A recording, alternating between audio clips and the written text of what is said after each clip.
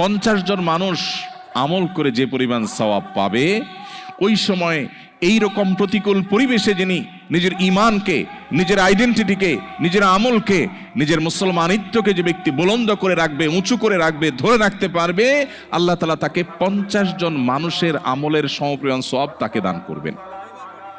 তিনি নামাজ পড়বেন 1 রাকাত, সওয়াব পাবেন 50 রাকাতের।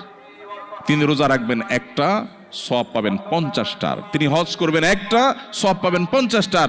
সাহাবীরা অবাক হয়ে গেলেন নবীজির এই কথা শুনে। তখন তো সেরকম কোনো পরিবেশ ছিল না, ঈমানের জন্য অনুকূল পরিবেশ ছিল মদিনাতে।